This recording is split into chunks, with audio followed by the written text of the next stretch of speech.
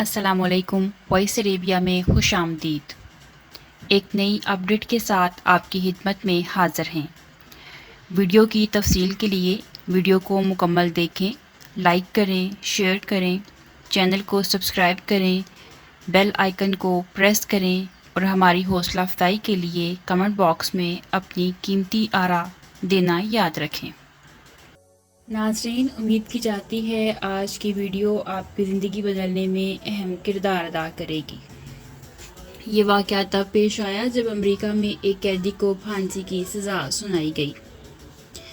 جب یہ خبر گردش کرتی ہوئی نفسی اور ذہنی امراض کے ماہرین تک پہنچی تو انہوں نے حکام بالا سے بات کر کے اس قیدی کی موت کو اپنے سائنسی مطالعے کی غرض سے استعمال کرنا چاہا۔ ہوا کچھ یوں کہ قیدی کو بتایا گیا کہ ہم تمہیں پھانسی دے کر نہیں بلکہ زہریلا کوبرا سانپ ڈسا کر ماریں گے۔ اب قیدی کے سامنے ایک بڑا زہریلا کوبرا سانپ لایا گیا اور اس کی آنکھیں بند کر کے اس کو کرسی سے باندھ دیا گیا۔ پھر اس کو سانپ نہیں بلکہ 2 سیفٹی پنز چبھوئی گئیں۔ وہ کچھ یوں کہ قیدی کی کچھ سیکنڈ کے بعد ہی موت واقع ہو گئی۔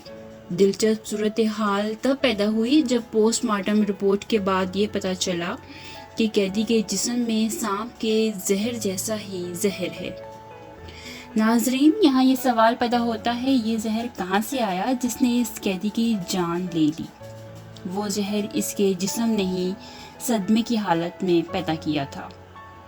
اس کے بعد ماہرین اس نتیجے پر پہنچے کہ ہمارے ہر عمل کے پیچھے سوچ و بنیادی محرک ہے جس سے جسم میں مثبت یا منفی توانائی بنتی ہے اور وہ ہمارے جسم میں اس کے مطابق ہارمونز تیار کرتی ہے۔